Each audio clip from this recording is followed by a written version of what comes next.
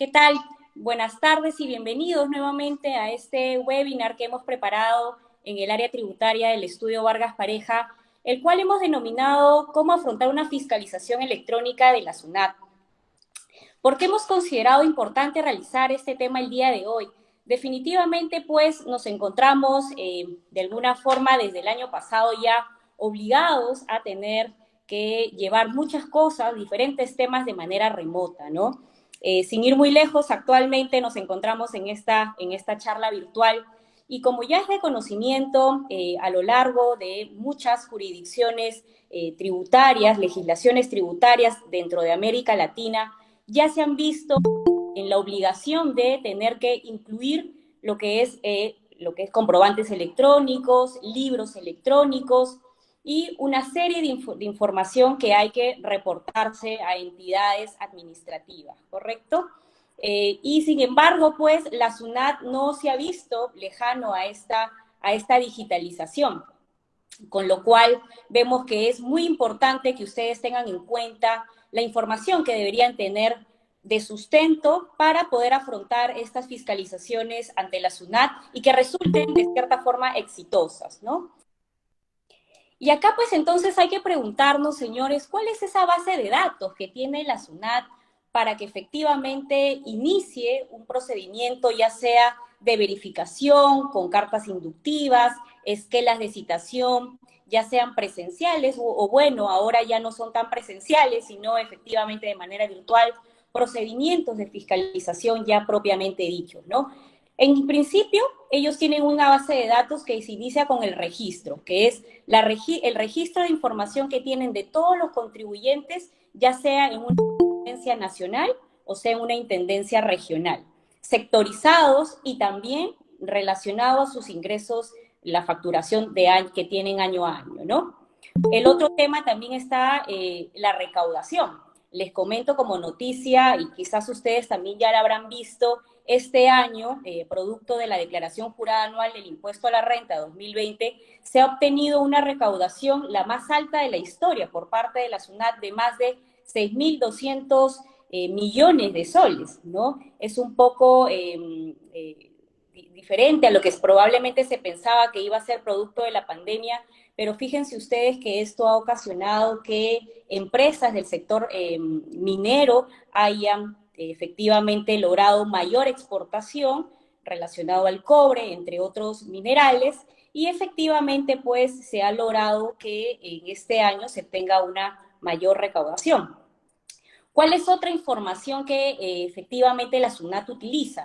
Las declaraciones, ¿no? Tanto con terceros y las declaraciones a través de los PDTs.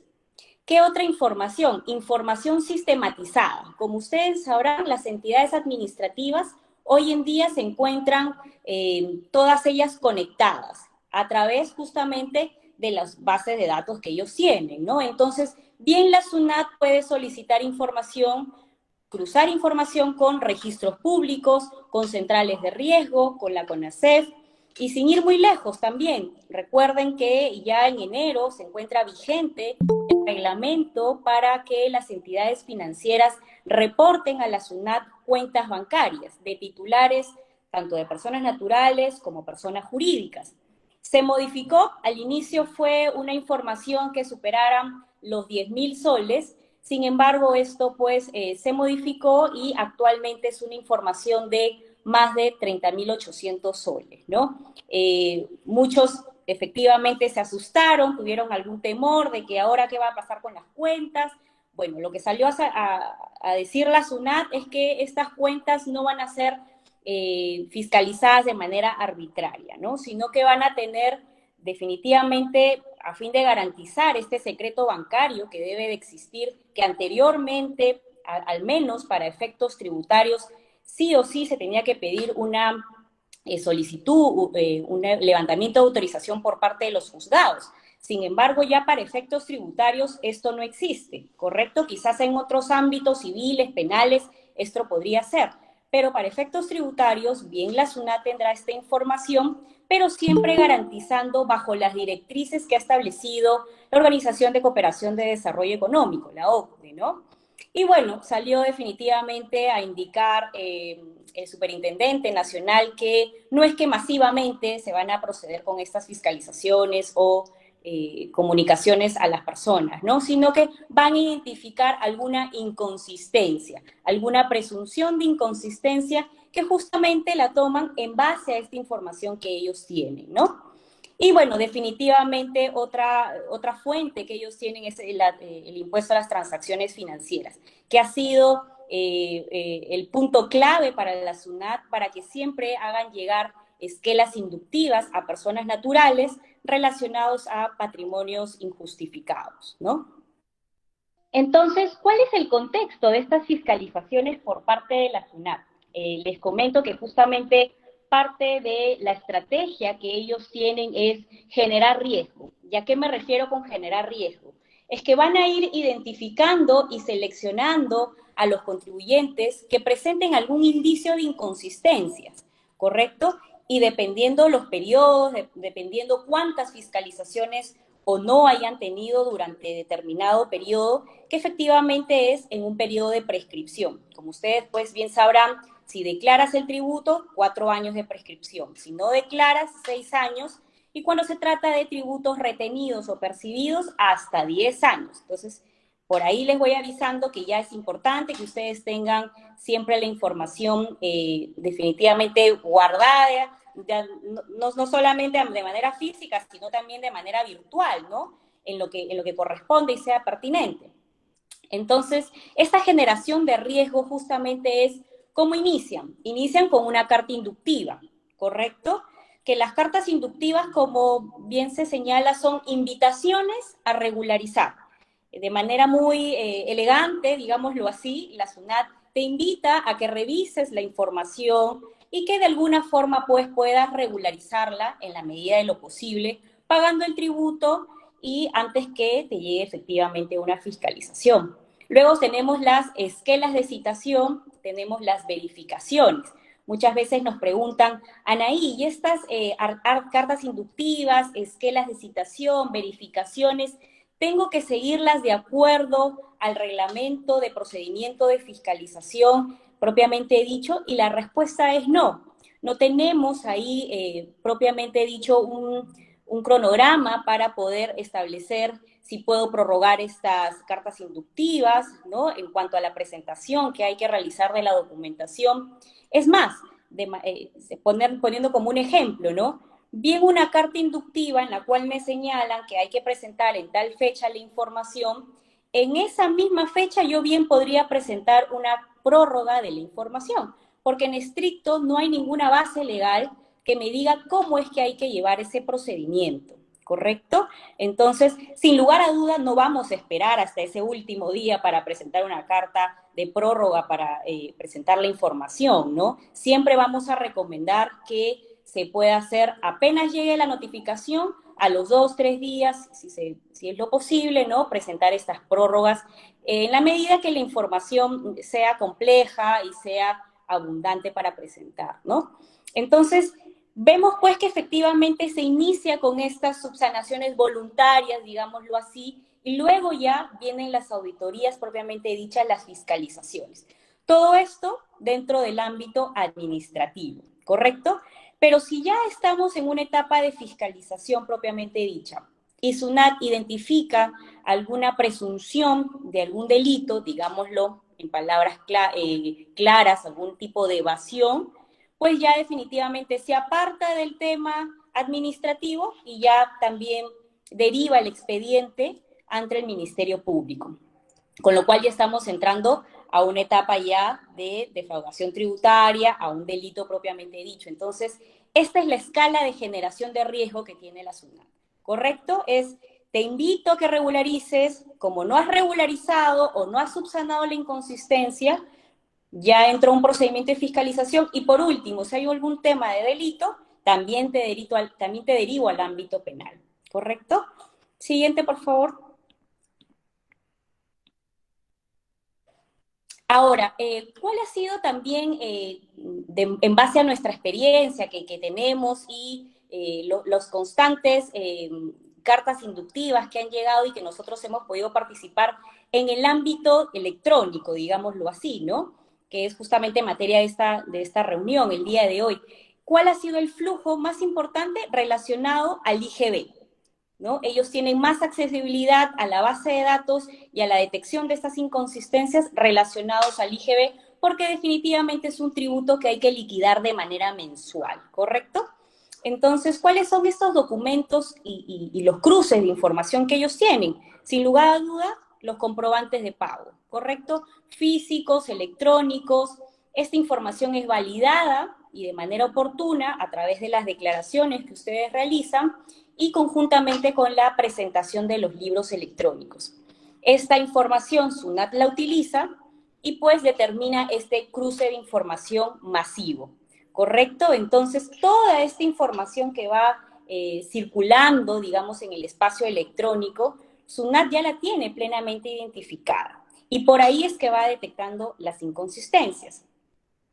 ¿Y cuál es este requerimiento de información que usualmente la SUNAT realiza? Definitivamente, registro de ventas, registro de compras, el libro diario, el libro mayor, el libro de inventario permanente valorizado, archivos de texto validados por el PLE. Y aquí uno se preguntará, ¿por qué nuevamente me solicita una información que SUNAT ya tiene efectivamente pues en su base de datos? Pues es parte de los procedimientos de validación que ellos tienen internamente para cumplir, digamos, con este requerimiento que tienen que hacer, ¿no? Lamentablemente, cuando hemos tenido experiencia en el contacto con los auditores, con los verificadores, la SUNAT no tienen mayor respuesta que es, tengo que seguir con mis lineamientos y me tienen que presentar esa información. ¿Correcto? Así que dentro de sus facultades de fiscalización, de control, de verificación establecidos en el artículo 62 del Código Tributario, pues sí, hay que presentarla, ¿no?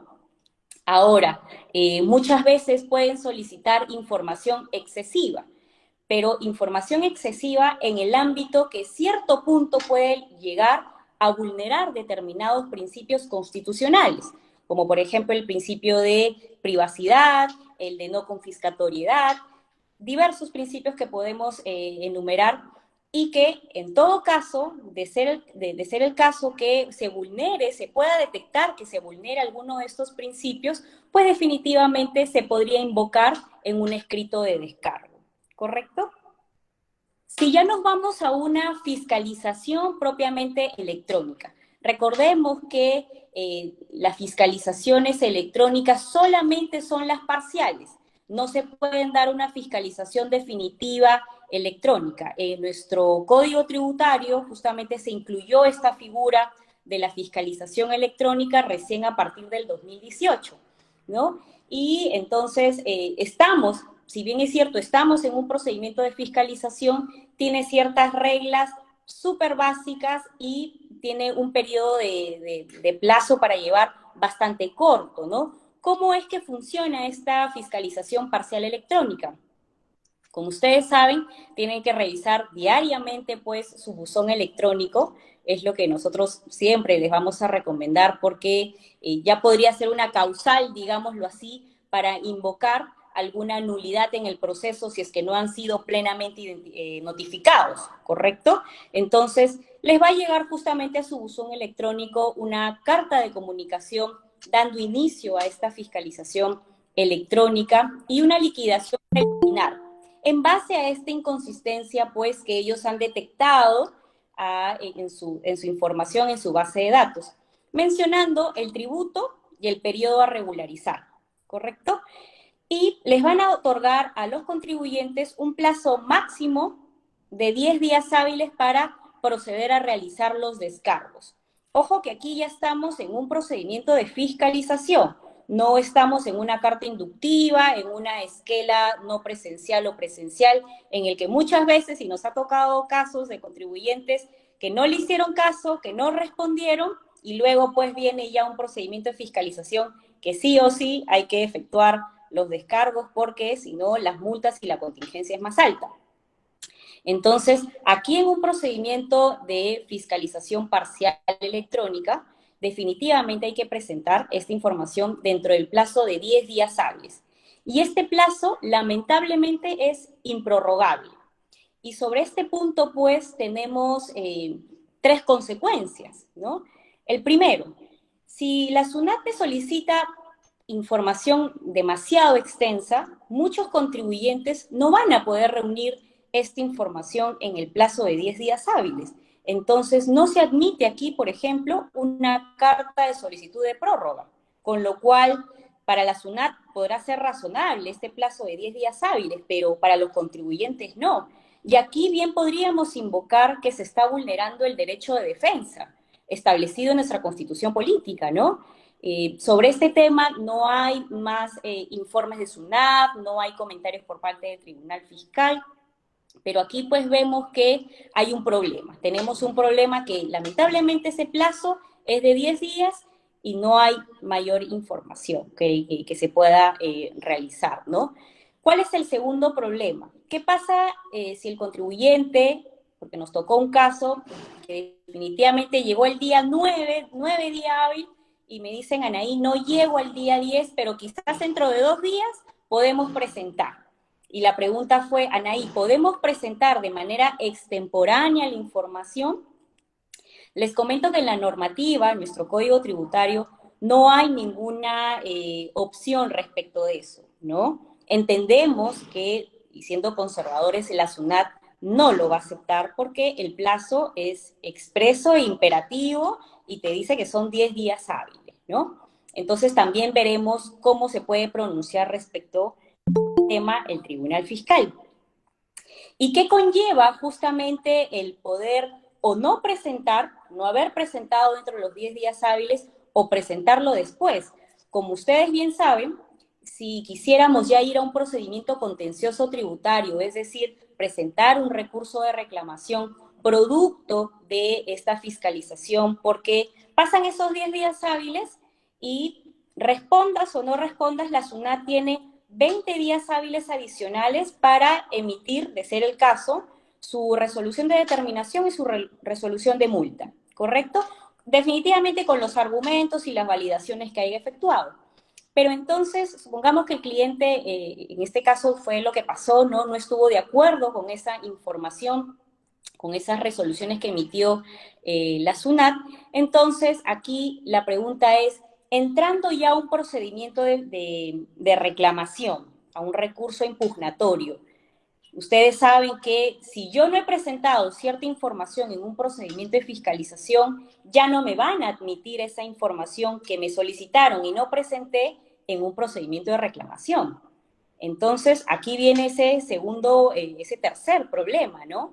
Que no haber presentado implicará, o haber presentado extemporáneamente, implicará que en un procedimiento contencioso, pues esta evaluación que va a realizar el área de recursos impugnatorios no las vayan a admitir, ¿correcto? Entonces, aquí el mensaje es claro, señores.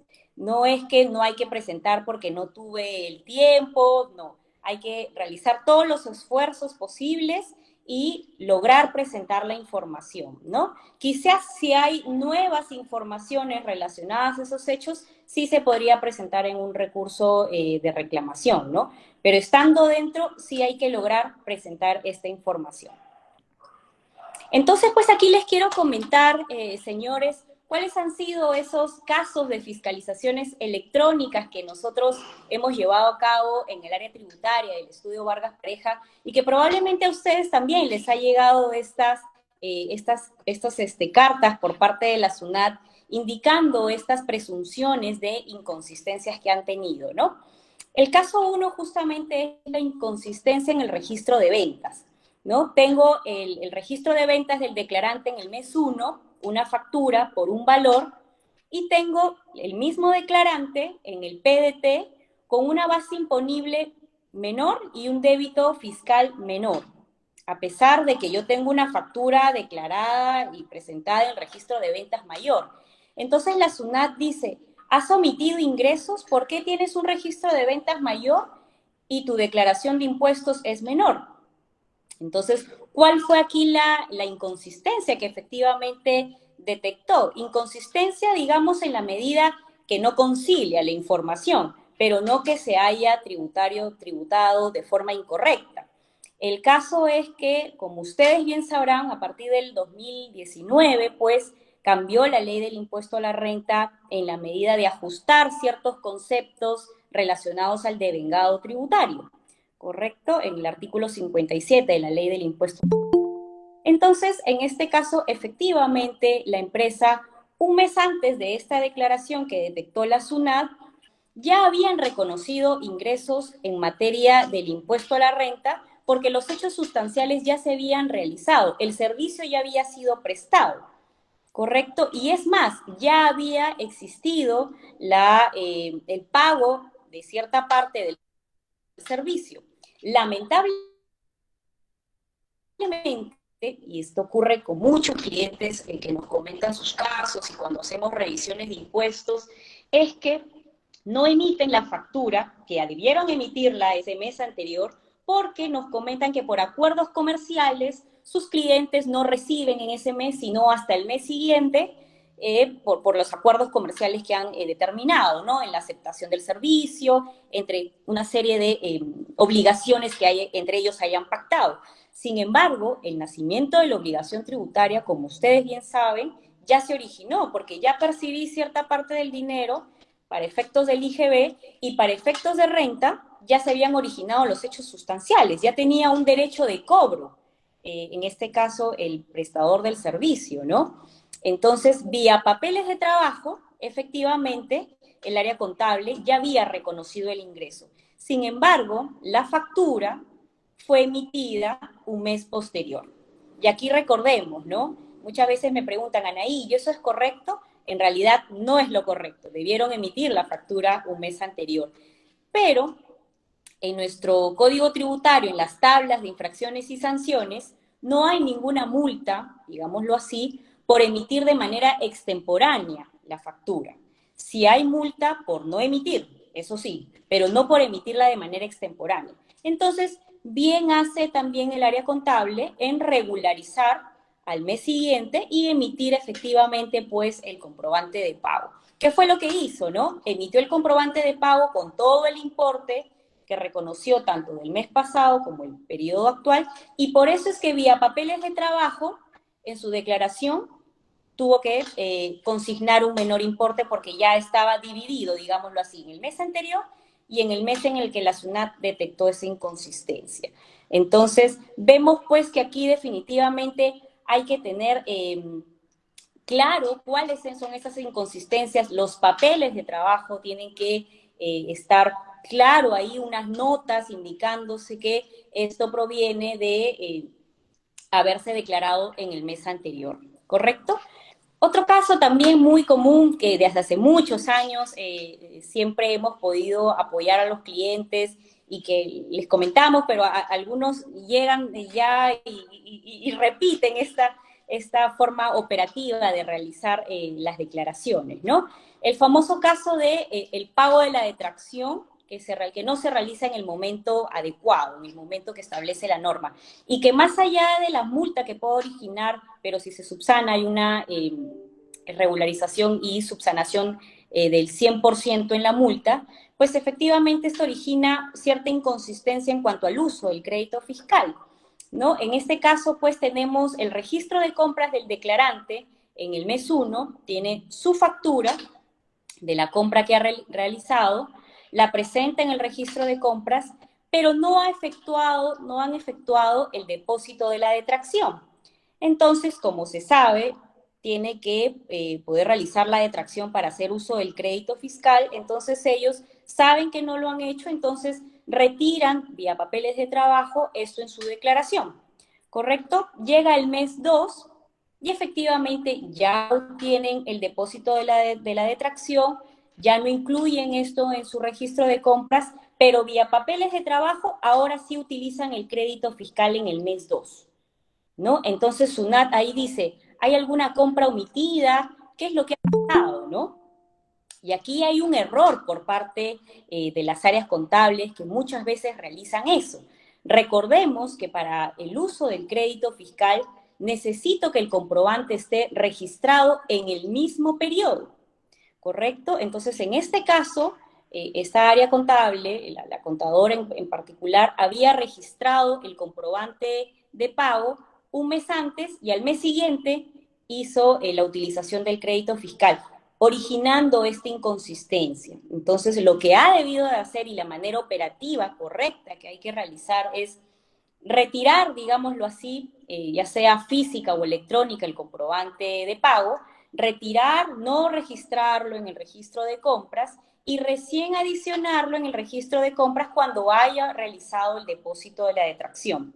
Y así tengo, en base a todas las normas, ley del impuesto a la renta, ley del IGB, reglamento de la ley del IGB, reglamento del sistema del spot, de las detracciones, y el reglamento relacionado al uso del crédito fiscal, las normas complementarias del uso del crédito fiscal, todas ellas tienen que estar sistematizadas y por eso es que tengo que tener el registro de compras con el comprobante de pago y la utilización del crédito fiscal. Y de esta forma no origino también esta inconsistencia, que claro, es una operatividad que no es la correcta, pero que tampoco me ha originado ninguna contingencia tributaria, porque aquí efectivamente hay cómo realizar los descargos en base a lo que estamos comentando, pues, ¿no? Este es otro caso relacionado también al registro de compras. Les comento que también cuando nos llegó el caso fue un poco anecdótico porque tuvimos que comunicarnos de alguna forma con otra empresa para poder averiguar un poco más sobre el tema, ¿no? En principio había pues un declarante en su registro de ventas que presentó una factura y por el otro lado tenía a dos adquirentes, ¿no? Él había prestado el servicio a dos adquirentes. Uno había consignado bien en su registro de compras la factura, pero la otra empresa había puesto el mismo número de factura con otros importes, ¿correcto? Y fue en nuestro caso en particular, el cliente que pudimos apoyar en ese momento y efectuar los descargos pertinentes, tuvimos que comunicarnos con la otra empresa para averiguar por qué es que tenía el mismo número de nuestra factura que nosotros revisábamos y que nuestro cliente estaba bien, ¿no? La base imponible, el crédito fiscal. Y cuando la otra empresa revisó, pues efectivamente se había equivocado en haber consignado el número de la factura.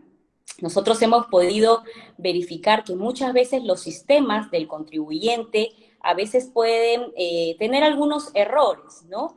Y puede conllevar a que efectivamente se equivoquen o en el número, o en la base imponible, o en el crédito fiscal, el impuesto correspondiente, ¿no? Entonces, en nuestras revisiones de impuestos, lo que justamente hacemos es tratar de validar importes materiales, importes que superen de acuerdo a las compras que ustedes puedan realizar, hacer ese segundo check, digámoslo así, ese segundo filtro. No nos confiemos en lo que automáticamente pueda jalar el sistema, sino hay que hacer este segundo check, porque efectivamente, pues, la SUNAT automáticamente lo que hizo fue eso, ¿no?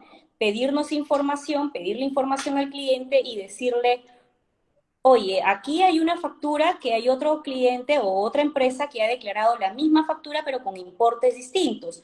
O tú estás utilizando mal el crédito fiscal o tú tienes un mayor gasto. Explícame, ¿no? Entonces, aquí importante lo que les digo también, quizás nos pueda parecer un poco tonto, ¿no? Que por estos errores de digitalización o de los sistemas propiamente dichos nos pueden conllevar a que caiga una carta inductiva, un procedimiento de fiscalización y pues demande tiempo por parte de ustedes en tener que estar respondiendo y una carga más, digamos, dentro de sus funciones, ¿no? Bueno, y este caso también, ya un poco, lo que les he comentado ha sido un poco de nuestra experiencia que hemos tenido en base al IGB, pero también les comento que nos llegó relacionado al impuesto a la renta. Ahora que ustedes han presentado pues su declaración jurada anual del impuesto a la renta, pues ahí ellos tienen la información de primera mano en relación a sus adiciones y deducciones, ¿no? Y en particular en este caso les comento que teníamos a nuestro cliente ubicado en una zona del Cono Norte y había tenido compras de llenado de combustible en Cañete. ¿no? Entonces, SUNAT justamente hizo esa conciliación y acá hizo una conciliación sistemática. ¿En qué sentido? En que había llenado combustible en Cañete, su lugar de domicilio fiscal estaba en el cono norte de Lima, pero adicionalmente esa empresa no tenía registrado en registros públicos ningún vehículo, ni tanto como empresa, ni como los representantes legales, que SUNAT, como ustedes saben, tiene la información y de los accionistas iniciales también.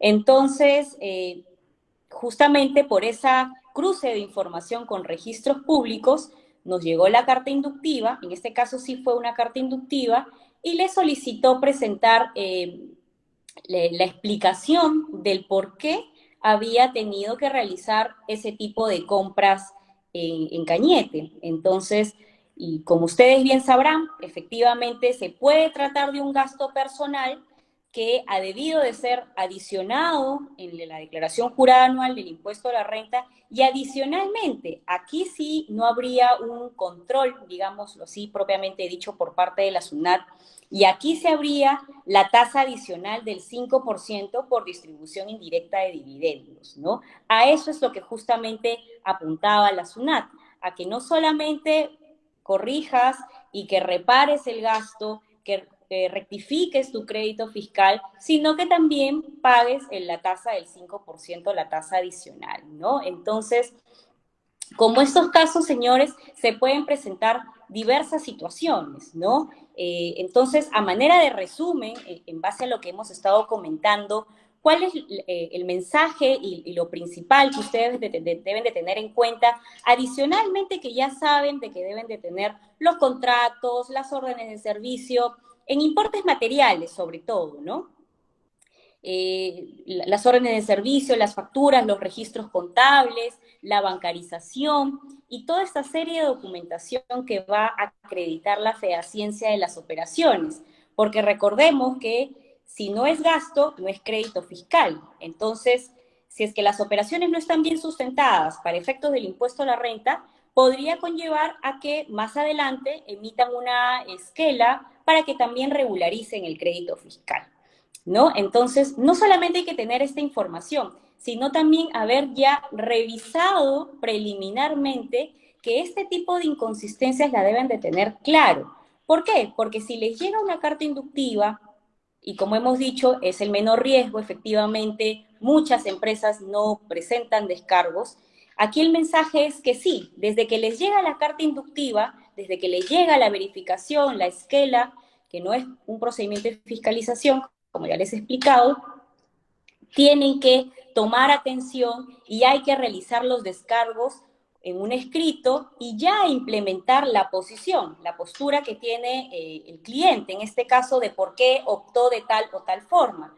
Porque justamente en ese escrito de descargo ya se puede indicar alguna informe de SUNAT, alguna RTF, alguna casación del Poder Judicial, quizás invocar algún tema constitucional, tributario, correcto, relacionado a los principios tributarios establecidos en nuestra Constitución política, y ya de alguna forma ustedes ya tienen sentada la postura que cuando llega a un procedimiento de fiscalización, de ser el caso, porque muchas veces les queda insuficiente a la SUNAT los descargos que ustedes puedan realizar, ¿no? Entonces, por eso es importante que ustedes presenten estos descargos con una posición ya sentada, para que cuando llegue al procedimiento de fiscalización no tenga una interpretación incorrecta el auditor, en este caso, que corresponda analizar el caso, ¿no? Entonces, y de esta forma ustedes ya se van adelantando y evitando alguna posible contingencia por parte de la SUNAT, que de ser el caso ustedes no hagan efectivamente los descargos respectivos, pues la contingencia puede ser mucho más alta, ¿no? No solamente regularizar el tributo, sino también las multas tributarias respectivas, ¿no? Entonces, pues, señores, esto ha sido el tema de hoy. Quisiera saber si ustedes han tenido algún tipo de fiscalizaciones, cartas inductivas. Recordemos que acabamos de presentar la declaración jurada anual del impuesto a la renta y quiero saber, pues, cómo les ha ido. Quizás hay algún temor de quizás más adelante a recibir alguna esquela. Por favor, coméntenos. La primera es, ¿la SUNAT puede solicitar información de gastos de viáticos que tengan relación con la familia? Sí, este es un caso un poco común. Hace muchos años la SUNAT realizó una fiscalización en el cual solicitó datos personales del acompañante, del gerente general, y por qué se habían realizado ciertos gastos de viáticos en el extranjero, ¿no? Pero aquí lo preocupante no era solo la información de los viáticos, sino de solicitar información de la persona que acompañaba, en este caso a los representantes que habían ido al... Entonces, pues este caso llegó hasta el Poder Judicial y lo que se invocó, justamente que puede ser excesiva por parte del... Sí, puede requerir por completo, pero no puede vulnerar principios constitucionales. En este caso, estaba vulnerando el principio de el derecho a la privacidad, ¿no? Establecido en la Constitución. Entonces, solo argumentando e invocando principios con una base sólida legal, pues definitivamente la SUNAT ya no le quedaba más que retirar requerimientos de solicitud excesiva, ¿no? Ok, y la segunda consulta es, ¿la SUNAT puede cruzar información financiera y tributaria con otras administraciones tributarias del mundo? Sí, es importante esa consulta que nos han hecho llegar de manera interna. Efectivamente, recordemos ya que Perú en principio requiere y está deseando entrar a la Organización de Cooperación de Desarrollo Económico, la OCDE, la cual tiene diversas normas internas y directrices también para que las administraciones tributarias del mundo se vayan y pues se evite lo que es la evasión, la ilusión tributaria.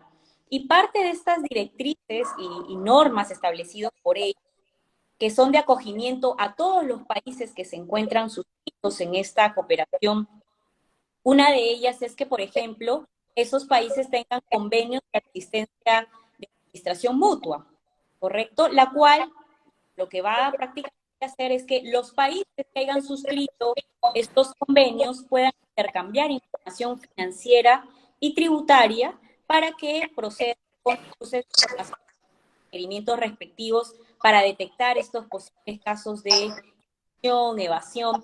Entonces, sin ir muy lejos, en diciembre ya la ciudad ha recibido más de 30.000 información respecto de empresas que hayan tenido rentas de fuente extranjeras y pues van a ir analizando para identificar su correcta declaración y su correcta declaración de impuestos, ¿no? Entonces, si ustedes tuvieran, por ejemplo, algún tipo de operaciones en países extranjeros que tengan este tipo de convenios de asistencia administrativa, entonces sí, también van a ser materia de intercambio de información de estas administraciones tributarias, ¿no? Uh-huh. Y bueno, tenemos otra consulta más de Víctor Leitón. Nos dice, buenas tardes, ¿se pueden deducir gastos de ejercicios anteriores si es que a la fecha de registro no se tenía conocimiento de dicho gasto? Sí, a ver, les comento, ¿no? Como hemos mencionado y que me imagino que ustedes también ya lo tienen bastante claro, es que tenemos actualmente un devengado tributario y hay que cumplir con ciertos requisitos que me dice esa norma, ¿no? De manera general, la clave de este reconocimiento tributario tiene alguna afinidad con la NIF 15, ¿no? Para efectos contables financieros. Sí hay que revisar un poco más el dato, pero acá la clave es el hecho sustancial ya se efectuó. Si hay derecho de no solamente para ingresos, sino también como contraparte, también para los gastos, ¿no? Tanto así que ya no necesariamente va a haber una conciliación entre ingreso y gasto, ¿correcto? Ya no necesariamente tiene que haber un efecto neutro, es lo ideal, pero si producto de los contratos tengo que reconocer antes un gasto y el ingreso se debe de diferir años posteriores, pues es lo correcto, ¿no? y dependiendo cada caso en concreto. Pero a tu consulta en particular, si es que puedo reconocer de ejercicios anteriores, si es que efectivamente no se han dado los hechos, no han realizado, en este caso, el servicio, no han logrado entregar el bien, pues definitivamente no pertenece a un año anterior, sino pertenece al año en que me efectivizan el servicio y me entregan el bien, ¿no? Entonces, digamos que no necesariamente debemos utilizar la palabra de reconocer de ejercicios anteriores, ¿no? Quizás porque me entregaron una factura con la fecha de emisión 2018, 2019, digámoslo así, no nos guiemos tanto por eso, sino guiémonos por cuándo se efectivizó el servicio, cuándo debía de realizarse y cuándo el prestador del servicio tenía el derecho del cobro. En ese sentido debemos enfocarnos, ¿no?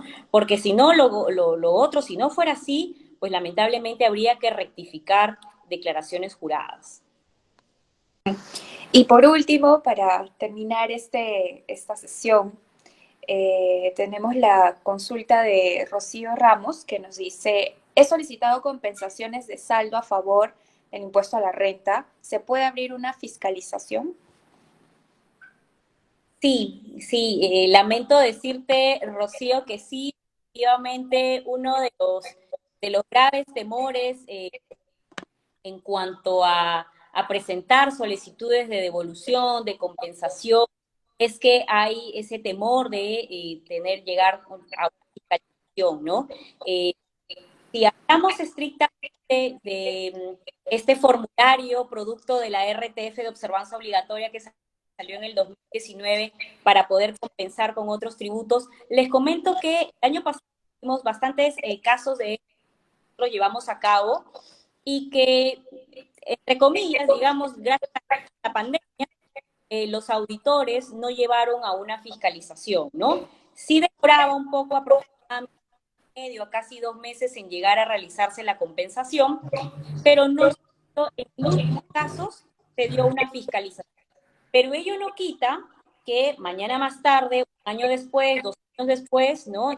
Recordemos que estamos abiertos a un periodo de prescripción, ello no quita que mañana más tarde pueda llegarse a dar una fiscalización, ¿no? Actualmente no se está dando, puede llegar, sí.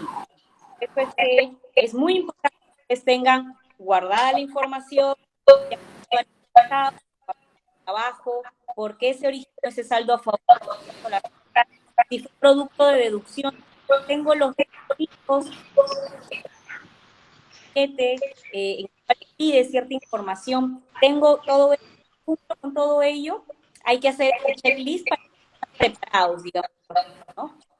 Sí, ha sido un gusto poder estar el día de hoy con ustedes. Muchas gracias. Esperamos nuevamente poder reunirnos bajo esta vía quizás y poder compartir, siguiendo compartiendo quizás nuevas novedades de las normas que ya vemos adelantarles, ¿no?